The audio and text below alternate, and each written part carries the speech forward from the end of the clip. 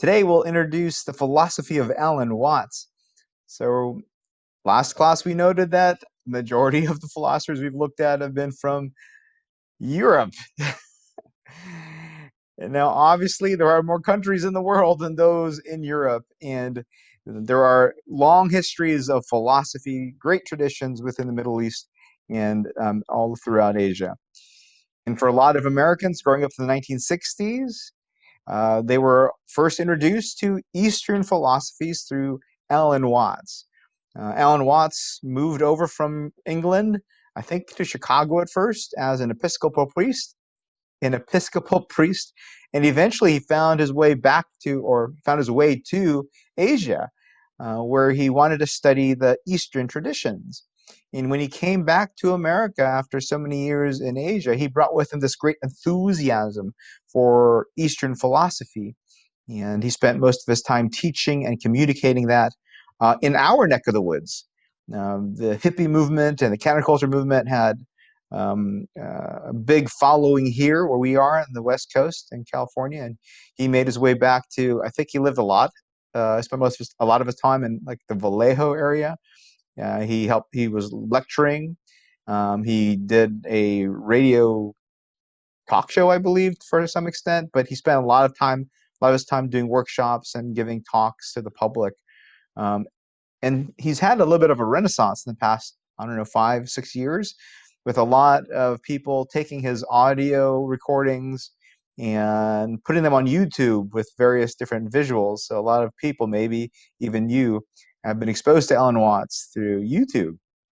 So who is this person? What was his philosophy that he brought back with him?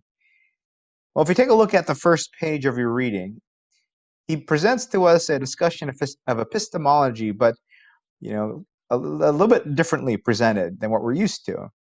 He writes, fictions are useful so long as they're taken as fictions. They are then simply ways of figuring the world which we agree to follow so that we can act in cooperation as we agree about inches and hours, numbers and words, mathematical systems and languages.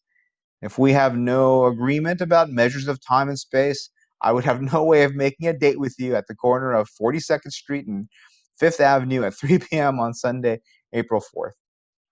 But the troubles begin when the fictions are taken as facts. This should sound familiar to you. And maybe it wasn't so much so when you first read it, but when you hear it out loud, doesn't that sound a lot like what we learned from Rorty? This whole postmodern approach to epistemology. Fictions are useful, right? Our language, how we describe the world, is useful as long as we remember, hey, that's just how we are describing it. That's just how we are figuring it. That's just how we're able to coordinate with one another. But they're still fictions, right? Within the reading, Watts is making two arguments, or at least two conclusions. He's saying our understanding of reality is based on a fiction that we've taken to be fact. Especially our common everyday understanding of reality, the way we often think about it, it's based upon a language, right? That has with it already built in some assumptions about reality. The first part of that fiction is causal determinism, that events follow in line through chains of cause and effect. That's so ingrained in how we see the world and how we live in the world. That's kind of hard for some people to postpone it, to put it aside, and to see or experience the world a little bit differently. The second fiction is the belief that the world is comprised of things, individual things, made up of stuff. So he's going to provide to us an argument, make a conclusion that gives us an alternative way of looking at reality. Two, he says, as a result of this fiction, we have developed an unhealthy way of looking at who we are. So he's going to present to us an alternative way of looking at personal identity. Now, both his descriptions of reality and his descriptions of personal identity, we will go through today. And then in the following lecture, we will see how they all stem from Eastern traditions.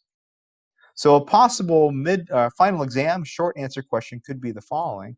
What is the nature of reality that Watts is describing? How does he describe it? How can we see it as originating from the Eastern philosophies we have learned about in our class, right? That we'll talk about next lecture. So let's get a sense for how he describes the nature of reality. So in page 2 of the reading, he critiques Aristotle's and Newton's causal determinism, because both of them have this belief that all the events have causes to them. He gives an example of brain, which causes ideas. So we often believe that when we have a thought or an idea, our brain is what causes that to occur. When we make a decision, like if we exert free will, so for some people, there is a belief that something had to cause that. There's a brain then that had to cause that decision. If we think about blood flowing in our system, some people have a belief that the heart is causing the blood to flow, or that gravity is causing things to fall onto the earth. So there are several ways in which we all seem to take it for granted that the world follows these laws of cause and effect, or the law of cause and effect. Okay, on page 2 he writes, to say that certain events are causally connected is only a clumsy way of saying that they are features of the same event, like the head and tail of the cat. So he's pointing out that we often experience the world as a series of events following along chains of cause and effect, but he says that's not exactly how reality actually is. And what it actually is more in line with the tail and the head of a cat. Now, what does he mean by this? He says, imagine you're looking through a fence, right? And in between some of the pieces of wood of the fence, you look through it and you see a head of a cat. Okay, you turn away or you blink or you just keep watching, and then what do you see next? You see the tail.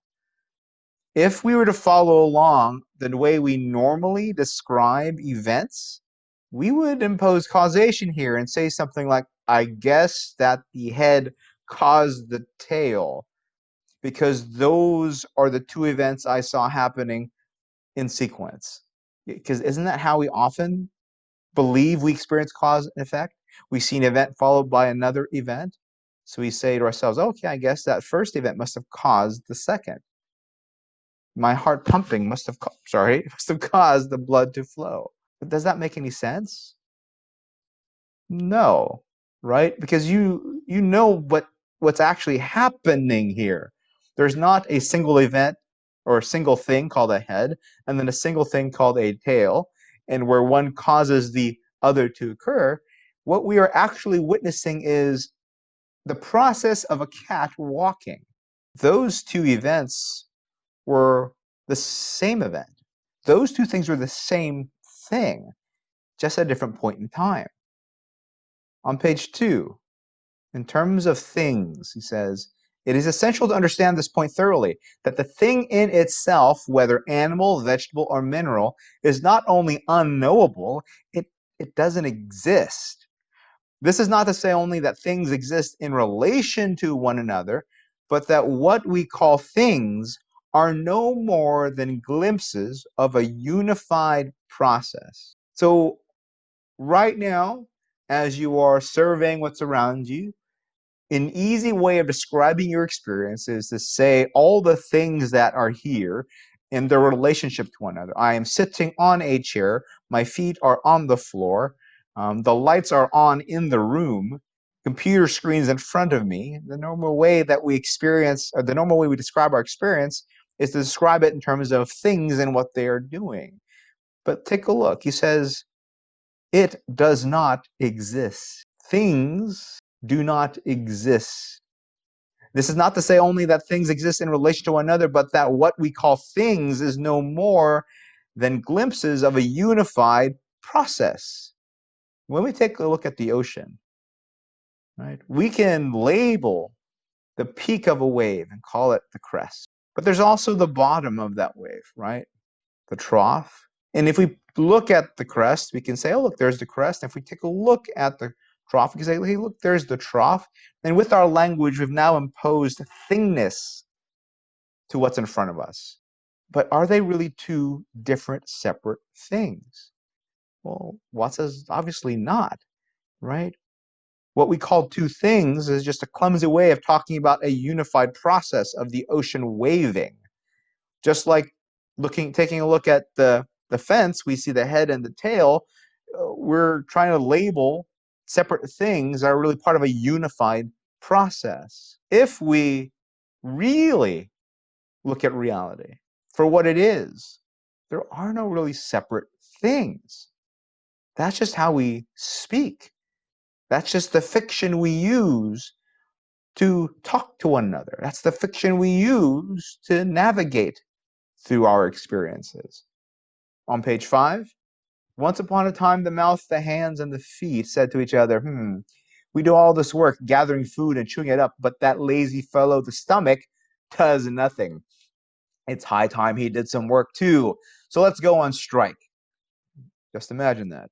Imagine if the mouth, hands, and feet got jealous of the stomach for not working hard, so they go on strike. What might happen?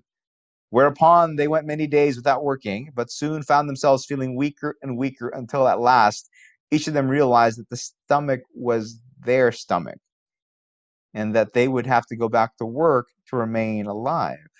They saw themselves as separate, as distinct. But in fact, all of those things are part of this process. And by neglecting that reality, they fooled themselves into thinking that you could treat the stomach one way without treating it that way for yourself. So let's go back to causation and things again. Page 6. As soon as one sees that separate things are fictitious, it becomes obvious that non-existent things cannot perform actions. The difficulty is that most languages are arranged so that actions, right, verbs, have to be set in motion by things. And we forget that rules of grammar are not necessarily rules or patterns of nature. If your language is one that's like this, where nouns do stuff, and that's just how the language works, you have to have something that's doing something, well, then automatically you're going to have things in reality. But the whole idea, they posits at the very beginning, is that fictions are useful, but we have to remember they're fictions. This, which is nothing more than a convention of grammar, is also responsible for absurd puzzles as to how spirit governs matter or mind moves body. How can a noun, which is by definition not action, lead to action? Think about all the philosophical dilemmas we've had so far in our class. Think about how we got stuck with trying to figure out who we are. Think about how we can get stuck thinking about the nature of reality. Think about how we got stuck trying to figure out how we could possibly have free will. Our stuckness could be the result of just our language. Could be the result of us trying to make sense of the world with a fiction. And no wonder we get stuck. Because if we're trying to fit reality into our fiction, it's not going to work. If you were to take a look at this scene on the left, if that was you staring at the window and somebody asks you, hey, what's going on? What do you see? How might you describe what you see through the window? You might say something like, it is raining. But think about that for a second. It is raining. It's raining. It's raining outside. What is the it that is raining? I mean, seriously, what is the it that you're referring to? Are you talking about the cloud? Are you saying that the cloud is raining? If that's true, then why don't we ever say the cloud is raining today? Because we know that rain is a process that involves the cloud. The cloud isn't a thing that's causing the rain. So it doesn't make sense to say the cloud is raining. Because think about what causes the cloud to have precipitation. Well, we have atmospheric pressure, we have the temperatures. There's a big process that's going on where we are experiencing rain right now, here. But it's not the cloud that's raining. I mean, what's causing the cloud to do that? You can just as well say the Earth is causing the cloud to do that because of the gravity pulling down and the temperature of of the environment. Well, if that's true, then why not say the sun? Because the sun's causing the certain temperature within the environment. Well, if you can say the sun, why not go further back and talk about how the sun is here as a result of the, you know, the collection of gases that have, you know, formed this big ball over time. And it's just as good to say the universe is raining as it is to say the cloud is raining. You might as well just say the universe is raining right here. It just depends on where and how far back you're willing to look. Wouldn't it be more accurate to say raining is occurring when you're looking out that window? Isn't that really what's actually there? Is that raining is occurring? There is no it. And if there is one, it might as well be the whole universe. That's as accurate as you can get to say the whole universe is raining just right here, right now. There is no it. It's just that our language puts the it in there to give it a noun. So what does this mean then for our experience of reality? What does this mean now for causality? On page 7, the existence of a man implies parents, even though they may be long since dead. And the birth of an organism implies its death, right? Because if you're born, that means you're going to die eventually. Wouldn't it be as far-fetched to call birth the cause of death as to call the cat's head the cause of the tail? Right? Birth is what precedes death. If you're not born, you're not going to die. So doesn't birth cause death? Doesn't that seem a little silly? Doesn't that seem kind of weird to say? And for once, it is weird to say it because it's not really how reality is. That birth doesn't really cause death. It's part of a process, right? You look at one point of time and you see a child being born. You look at a later point of time, you see that older man or older woman eventually die. It's the same process being viewed at different points in time. Total situations are therefore patterns in time as much as patterns in space. So what does this mean for causation? What does this mean for this, scientific necessity that every event has a cause? Well, take a look at the nature of reality he's providing to us. What's he saying about reality? When we've taken a look at this question from the Western philosophical point of view, we've said, oh, the nature of reality, material or immaterial or both. What's Watts saying about the nature of reality? Reality isn't made up of things, of substances, right? Reality, the ultimate nature of it is not substances that are governed by cause and effect, right? One substance interacting with another substance causing something else to happen. Instead, he's saying, no, no, no, no, no. The nature of reality is process. The ultimate nature of reality isn't a thing, it's a happening. And whenever we get into trouble, when we think about free will, when we think about personal identity, when we think about the nature of reality, the reason we get into trouble is because we're trying to impose thingness on something that is not a thing. Reality for Watts is an unfolding event. It's a verb. Reality is a verb, not a noun. Think about it this way. Let's say you take a look at something growing, a tree, a flower. When we take a look at what's happening, really, it's a process that's occurring from the seed growing into the flower of the tree, right? It's a process. That's what the reality is.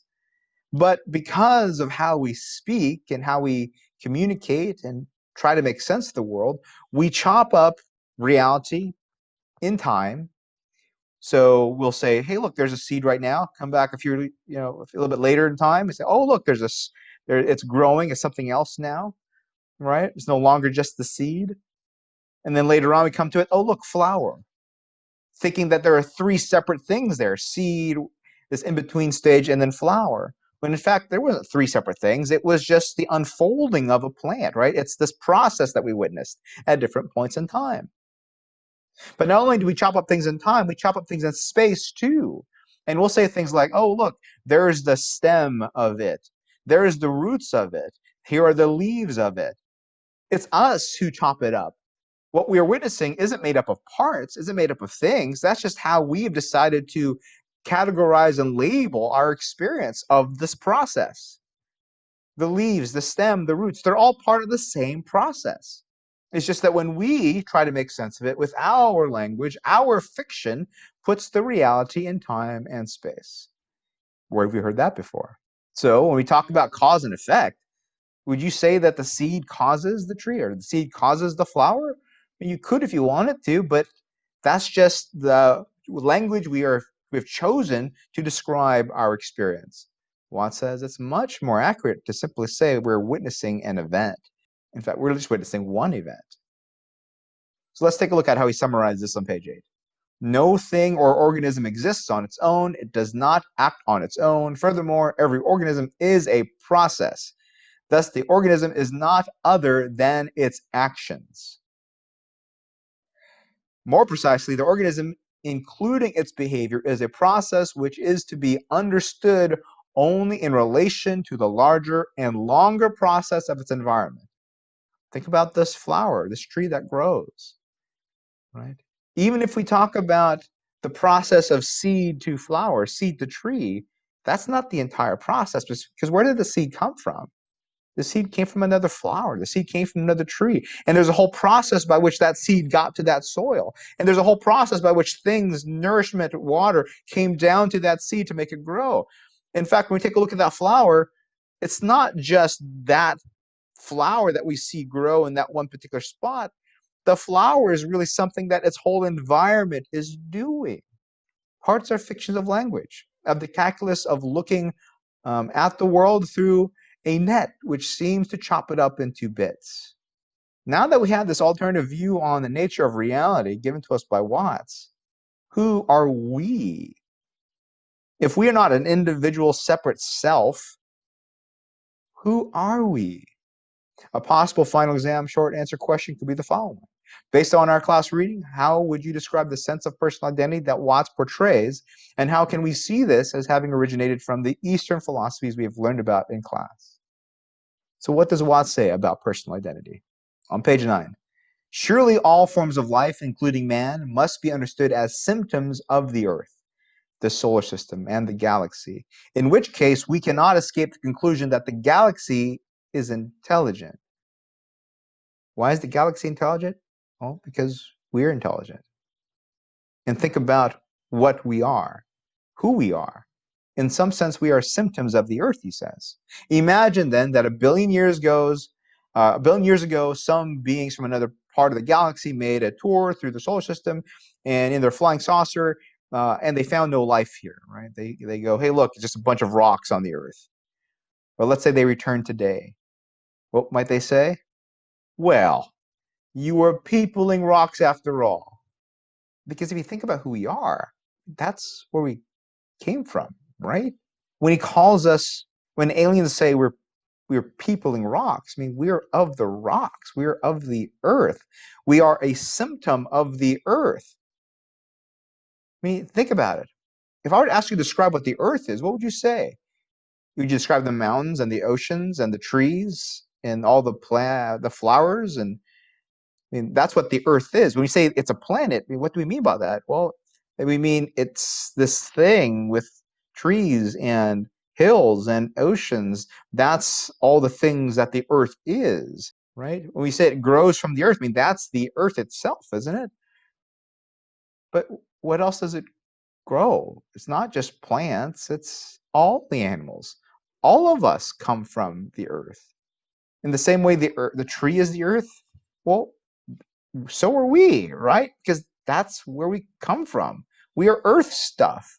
We are created from earth material. We take in earth material, and when we die, we go back to the earth, a continual cycle. We are what the earth grows, in addition to all the trees and flowers.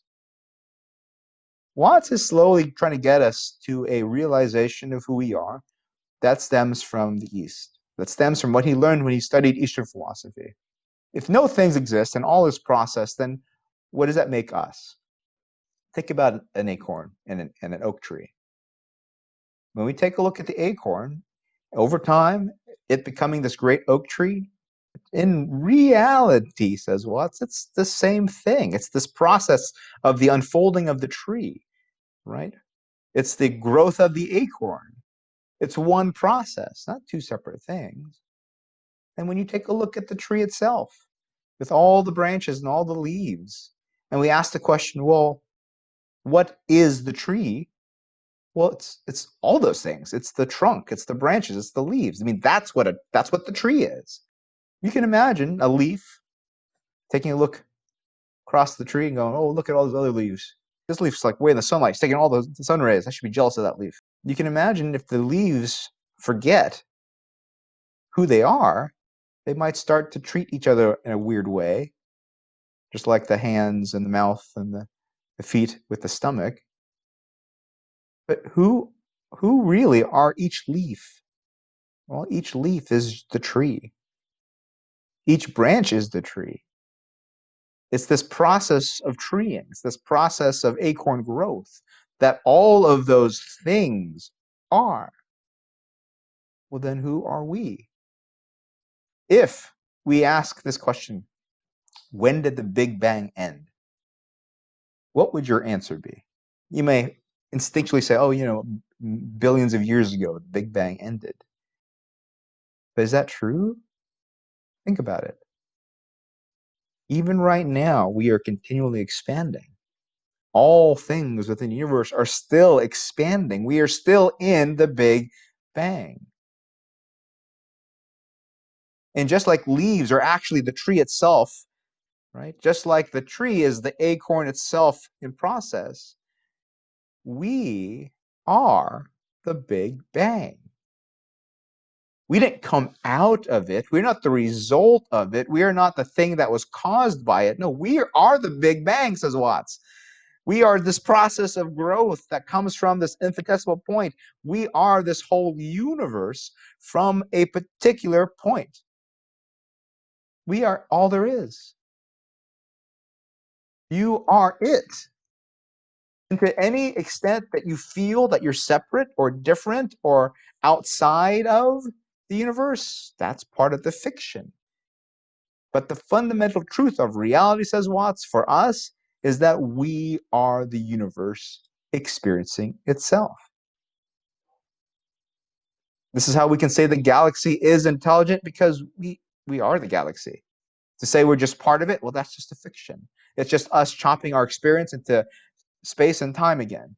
Beyond that fiction is the reality that all there is this big process of unfoldment within the universe, and that is fundamentally who we are.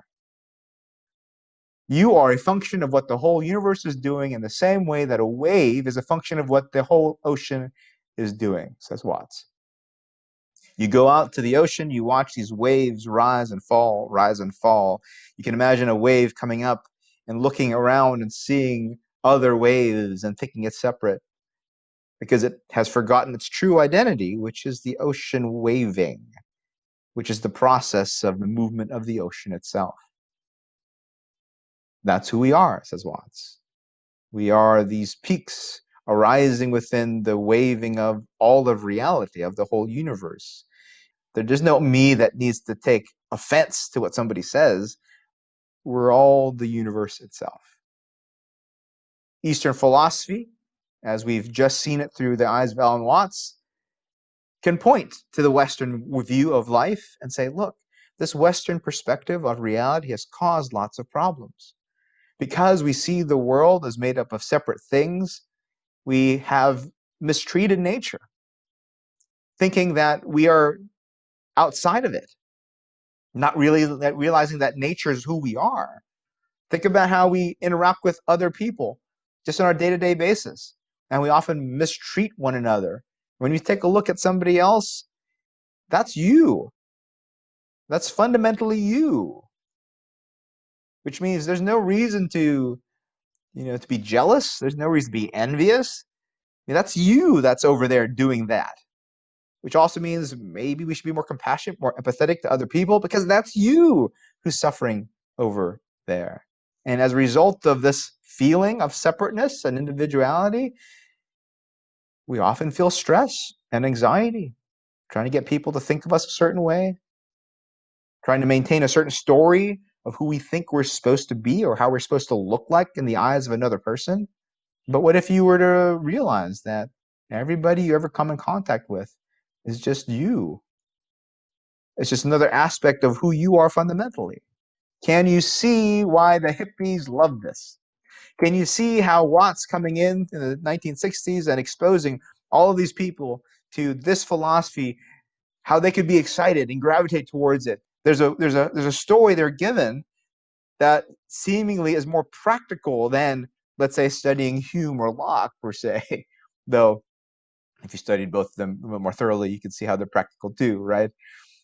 But just imagine you're living within the 60s counterculture, which means you had been exposed to 50s culture, which asked for strictness and normalcy because we had just gotten out of World War II. So we wanted things to be normal and stable. So every TV show, every movie is giving you like the same picture of what life is supposed to be like. You get married, you have a family, you have a house, you have your job in order to feed your family, to have the house, to buy the car so you can do your vacations, right? There's a clear sense of who we are, what we're supposed to do, but that's unrealistic for some people who said to themselves, "This doesn't feel right to me. There has to be more to life than this." So when they hear Watts talk and they hear this new story of how to look at life and where to find meaning, purpose, and value in the world, they eat it up. Notice that a lot of what we talked about reality and about who we are, wasn't just some abstract thought. This is about how we just open our eyes and look at nature. And, and when we take a look at nature, we see process, we see connection. So a lot of people gravitate towards this. A lot of people gravitated towards it because it's spoken in a way that resonated with them. Now, tell me if I'm wrong, but as we've been doing the readings in our class, how often do you feel disconnected from it? How often do your eyes glaze over because of how difficult this is to understand? But not just difficulty, but it doesn't really sing to us sometimes, right? But if I tell you the story about who you are as one with the universe and one with all reality, there's something that might possibly resonate within you, a different part of you that moves as compared to listening or reading a argument. And as we learned about in our studies of postmodern epistemology, well, maybe this is because this sort of language is getting closer to truth. What we'll start to take a look at next class are the various influences that informs Watts and by which he comes to these ideas of reality and personal identity. And we'll take a look at these Eastern philosophies next time.